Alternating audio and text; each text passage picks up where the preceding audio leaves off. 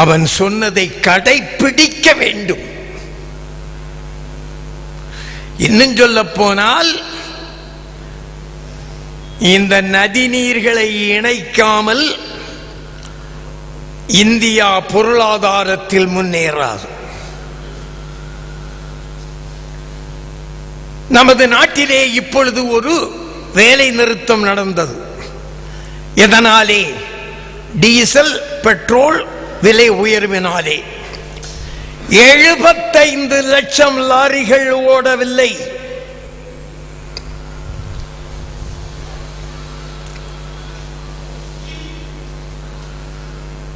நான் உங்களுக்கு பணிவாக தெரிவித்துக் கொள்கிறேன், ஒரு குதிரை சக்தி, 1 ஹார்ஸ் பவர், இது ரொம்ப முக்கியமாக கவனிக்கணும்.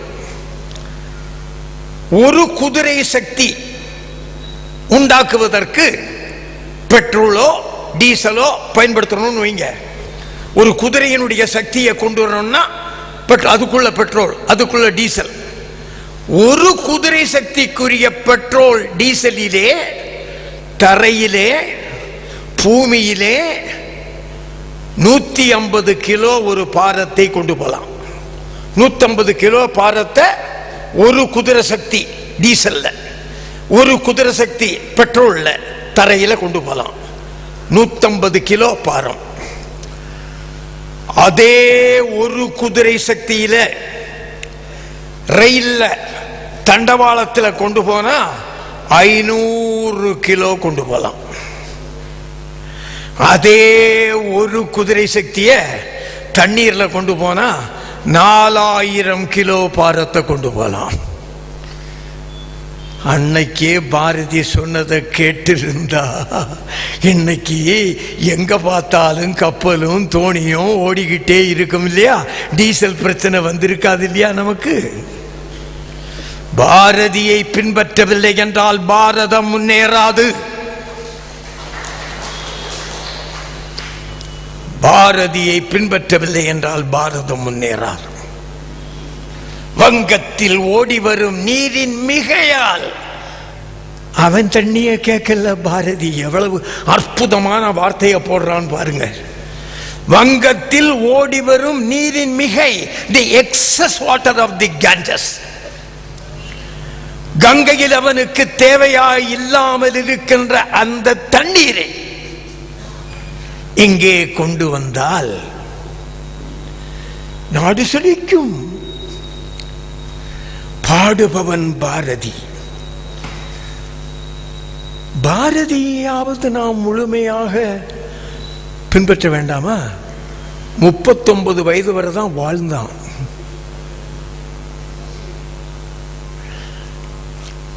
அந்த 39 வயதுக்குள்ள அவன் சிந்தித்த சிந்தனை, நான் ஒரு கணக்கு அப்படியே போட்டு பார்த்தேன். இந்த 39 வயதையும் ஆண்டு மாசம் நாளுன்னு ஆக்கி, அதை மணிக்கணக்காக்கி, அதை வினாடிகள் ஆக்குனா எத்தனை வினாடி வருமோ அதை விட அதிகமான வார்த்தைகளை பாடியிருக்கான் பாரதி.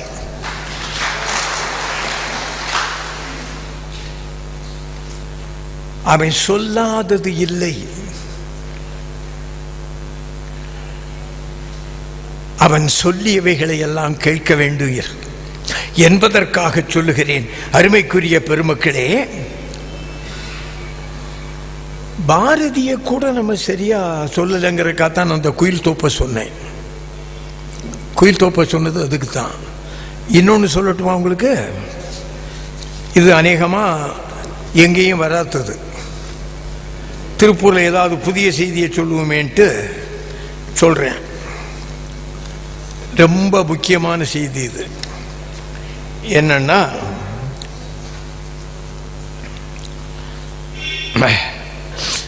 மாதாவின் வயிற்றில் 39 மாசம் தானே இருந்தான். ஆமா, 10 மாசம் இருந்தான். உலகத்தில் 39 வருஷம் இருந்தான். பாரதி திருவல்லிக்கணியில் இருந்தான், தெரியுமில்ல?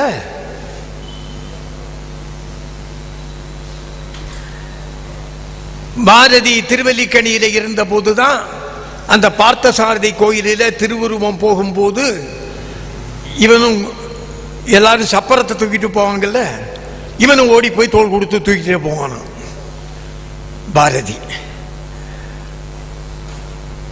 அங்க கோயில்ல ஒரு யானை நிற்கும். எல்லாரும் கோயிலுக்கு போகும்போது பூ பழம் எல்லாம் எடுத்துட்டு நைவேத்தியத்துக்குள்ள போவாங்க. இவன் யானைக்கு கொண்டு கொடுப்பான். யாரு ரொம்ப வித்தியாசமான மனிதன். எல்லாரும் பூ பழம் தேங்காய் எல்லாம் எடுத்துட்டு போறது எதுக்கு? கோயிலுக்கு. இவன் எடுத்துட்டு போய் அங்க இருக்கிற யானைகிட்ட கொடுப்பான். அந்த யானை அதை மகிழ்ச்சியோடு தின்னும். இவன் அதை மத்தகத்தை தடவி கொடுப்பான். ஒரு நாள் இப்படி எடுத்துட்டு போனா யானைக்கு மதம் பிடிச்சிருந்திருக்கு, இவனுக்கு தெரியல. அதை கொண்டு கொடுக்க போனோன்னா மதம் பிடித்த யானை பாருங்க, துதிக்கையால ஒரு சுத்தி அப்படியே கீழே தள்ளிடுச்சு. பாரதி யானைக்கு காலுக்கு கீழே கிடக்கிறான். ஐயோ ஐயோன்னு அலறாங்க. அப்போ குள்ளச்சாமி கூளைக்கண்ணன் ஒருத்தர் இருந்தான். குள்ளச்சாமி குவளை கண்ணன், குவளை கண்ணன் ஓடி போய் வேலியை தாண்டி யானைக்கு காலுக்குள்ள புகுந்து அதை எடுத்துட்டு பாரதியை தூக்கிட்டு ரத்தம் வடிய வடிய வடிய மண்டயம் வீட்டில் கொண்டு போட்டான். பக்கத்தில் மண்டயம் குடும்பம்னு ஒரு குடும்பம் இருந்தது, அங்க போட்டான். மயங்கி கிடந்த பாரதி கண் விழிச்ச உடனே யானையை திட்டலையாம். அப்பங்கூட அது என்னமோ ஞாபகத்தில் என்னை அடிச்சிருச்சு. அந்த நேரத்தில் கூட யானையை திட்டாத அந்த பாரதி பிறகு கொஞ்ச நாளையில போயிட்டான்னு வைங்க. அந்த பாரதி